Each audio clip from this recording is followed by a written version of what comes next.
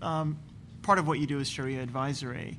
From an issuer's point of view, thinking about doing a sukuk, what should they be thinking about in terms of how involved they need to get, what form of involvement they need to have in the process of Sharia approval of the sukuk?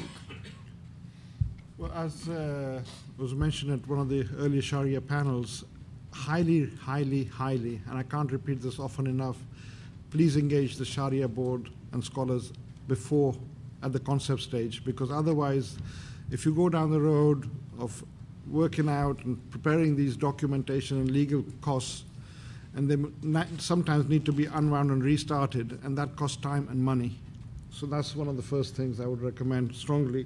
And a lot of law firms, especially Allen Overy, etc., they always tell their clients to get the Sharia board on from day one.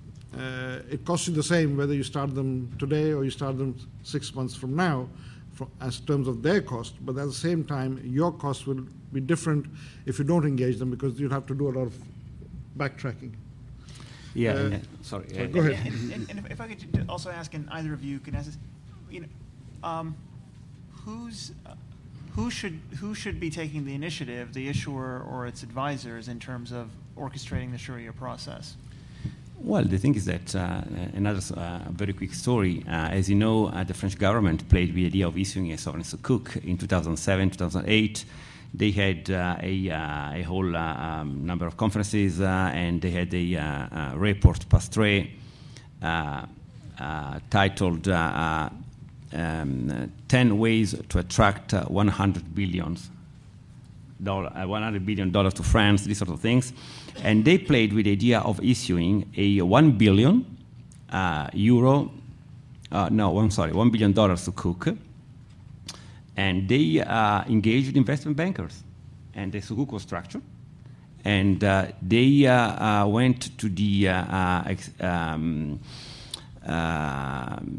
point where their finance minister went to Qatar to sell the issue. And this was pre-sold about, I think I remember, was about May 2009.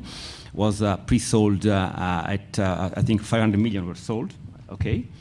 Then they came back, and the whole deal was questioned, killed by the Sharia board, because they engaged the Sharia board later. And it was not structured properly. It was structured properly from a cash flow point of view, from our point of view, from the investment banker point of view. And Majid is absolutely right. They should have involved the Sharia board from day zero. But let's talk about an issuer who doesn't have a Sharia board, is not an Islamic institution. Should they be worrying about going out and finding scholars? Should they get their bankers to do it? Well, what happens normally in many cases is that a corporate or someone like that will probably go and ask, but generally it will be the bankers or the investment bankers, and the lawyers will recommend it, because they look to them for guidance, because they don't have a clue. And when they go for that, then what happens is that the lawyers prefer certain scholars or people they worked with before, obviously. And the issue becomes, I'm sorry, Dr. Hassan, but a scholar generally tends to be someone who's established. And why people choose certain scholars is because they're familiar, they find that if they go to a market, other boards will approve because they know the scholars by name or reputation, or even have worked with them.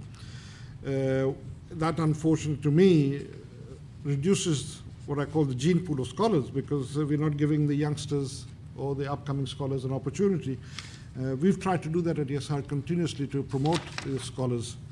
And at the end of the day, the idea of YSR is that I may go away, and whatever can happen to me, similar things can happen to a scholar, because we're all human at the end of the day. However, the entity that engages YSR will have that entity, and YSR will continue to provide that service. As long as that service is provided, people will use us.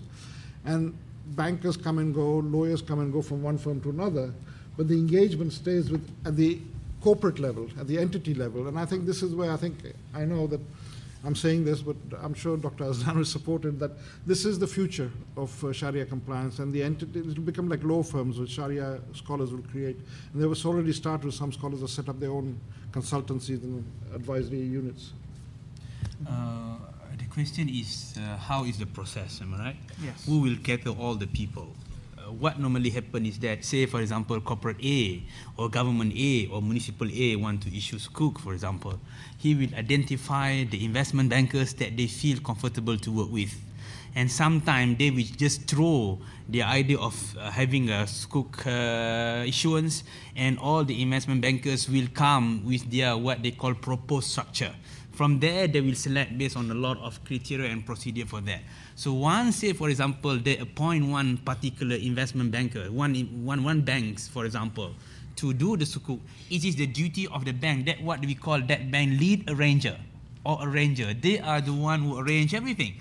They are going to ask for the tax people, they are going to gather all the due diligence parties, including one of them is Sharia advisory part of it. So basically, it will start from there. From there on, they will bring everything together. Then they will engage the scholars on the structure, how to structure. They will engage the accounting, will look at the tax and how on the company's portfolio. Then they will engage the rating people to see whether the company is good, whether it's going to be asset-backed or asset-based, whether what are the assets to be used and all those things. Then they will engage also the tax advisors to come in, and again after that they will engage the relevant regulatory framework for that. So they will engage the Securities Commission, for example, or central bank, depending on the jurisdiction we were in, to ensure that everything is put in proper place for them to move further with the issue of Sukuk. That's how the procedures work. Thanks. Alberto, if I could ask you about, from sort of a banker's perspective, the incremental time and cost of doing a Sukuk versus a conventional bond.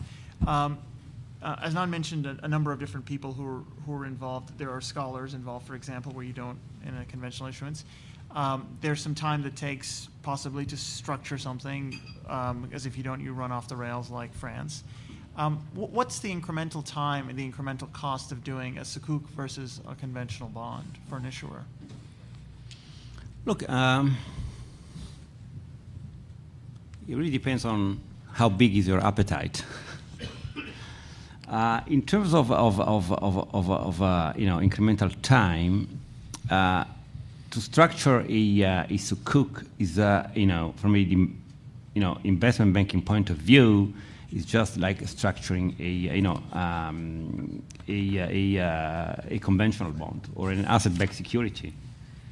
You are more or less confronted with the same issues and the same problems, and you have to deal with regulatory. You have to decide where you want to list it, if you want to list it, the SPV.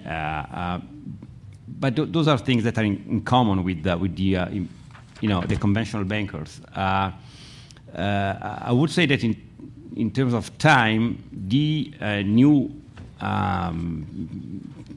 piece in this puzzle is the Sharia board, and that really depends, on how the Sharia board is structured and how aware they are of the jurisdiction where you want to issue your Sukuk, of the structure of the Sukuk, of the novelty of the Sukuk.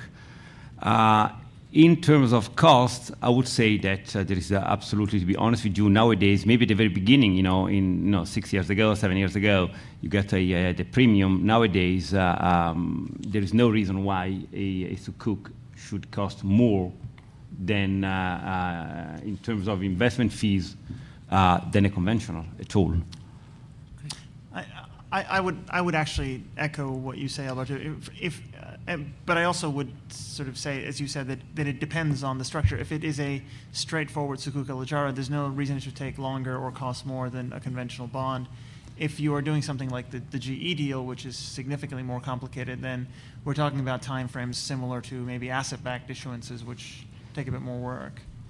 Yeah, but with the passing of time, you are building up a case studies, and there are more and more blueprints, if I can use this word, of structures already existing, and you don't have to start from the very beginning, and you can just a little bit, as we do in investment banking, we play with things and we move it, and on the computer, and we structure the deal. You know. Right.